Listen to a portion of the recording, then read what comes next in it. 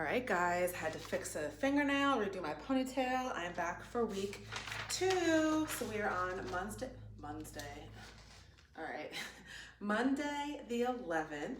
We have our rounds. We have alternating single shoulder press, chest press, single arm fly, alternating L raises, and then second part is max push-up hold. So that means, I'm just gonna start with that for the people that have been with me before. Max push-up hold, get in your position, get down, and just hold until you fall. Or knees, get down, hold until you fall. Do that 3 times. Alternating single shoulder press.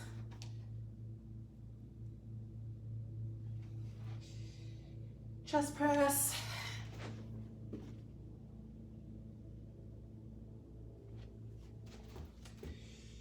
Single arm fly.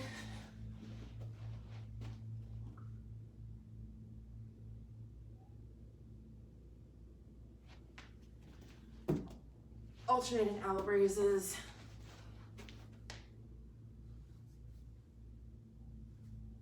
All right, alternating single shoulder press. So you're gonna put your weights up to your shoulders. You're gonna open up your stance a little bit and you're just gonna press one arm at a time overhead. So 1, down, 2, down. So you're just gonna count to 20, so you're doing 10 each.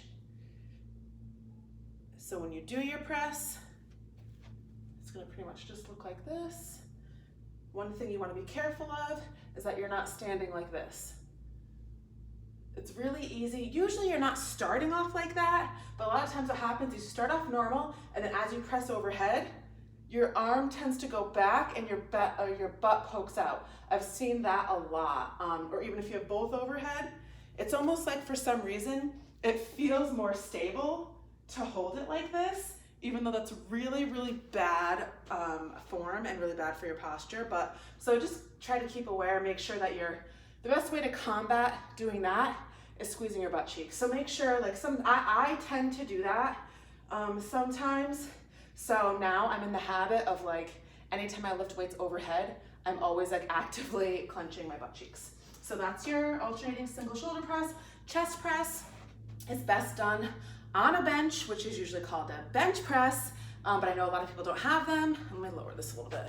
So you could also call it a floor press, but I'm calling it chest press because it works your chest. So you're gonna start with your elbows on the ground. They're bent at a 90-degree angle.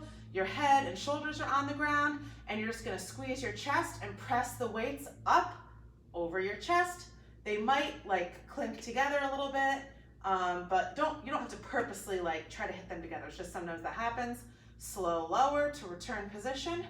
Press up, slow lower. So this is actually a really good exercise to practice if you are not good at push-ups, because this is almost, kind of like a reverse push-up, a floor press, because when you do it on the floor, obviously your arms get stopped. You're stopped at a 90-degree. This is basically, the position that you're in when you drop down for your push-up.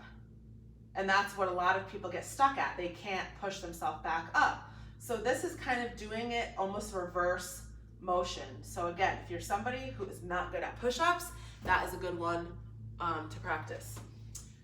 Then we have our single arm fly. So we did our chest flies last week. This is just the single arm version. So you only have one arm out to your side, your arm is bent, and you're gonna push it up, but this time you're gonna, instead of coming like here, you're actually gonna let it fall over the halfway line, okay? So my wrist and the weight is like almost over my opposite side of my chest.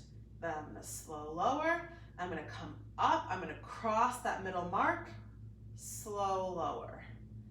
Up, cross center, slow lower. And when I do this, I tend to take my hand and put it on this area right here. It's kind of like your upper chest / armpit, because I like to feel that squeeze and get really tight and then release. So I know that I'm hitting the right motions in the right spots. So I put my hand right here, and as I go, even if you don't have a weight in your hand and you do it right now, you can feel this tense up and then release. So I like to do that just to know that I'm doing it correctly. So you would do 12 on one side, 12 on the other, and then we have 20 alternating raises. Again, you're just gonna count to 20 because you're alternating your hands. So this one, you might need a lighter weight for, and we're basically doing kind of combining a front raise and a side raise all in one. So you're gonna just pick a side to start. So one arm's gonna go out in front of you, one arm's gonna go to the side. Down, switch, up, down, switch, up. So you're making an L, down, switch, up. So the hand that's in front looks like this. And I actually do have a slight bend to my arm. I'm not like this. I have a slight bend. The arm that's out to the side looks like this.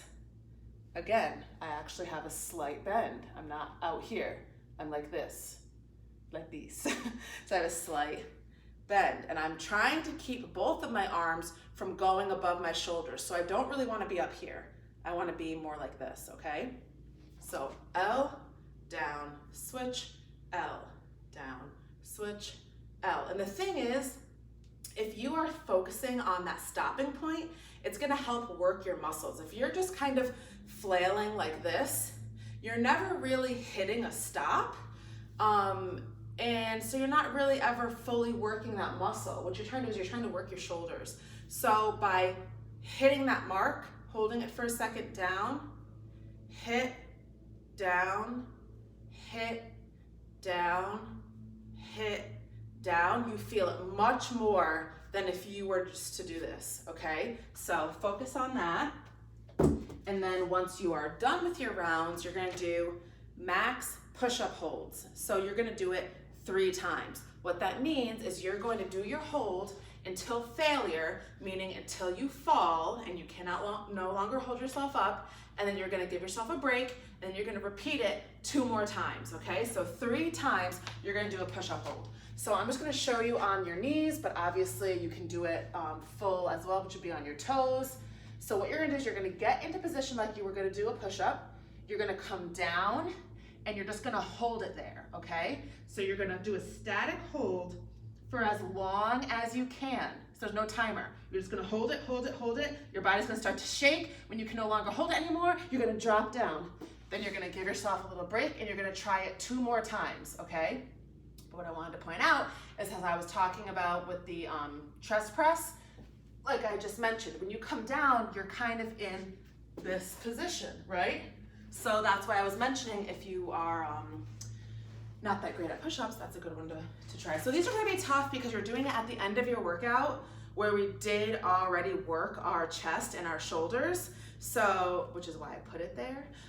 So it is gonna be tough. So if you can only hold each one for like 5 seconds, that's totally fine. Just attempt it. It's not meant to be like, you know, you're not supposed to get like record-breaking numbers. It's meant to be tough because it's at the end, and like I said, we already worked all those muscles, so it's meant to like fatigue your body. It's not meant for you to be like really good at or anything, so don't worry if you suck at it.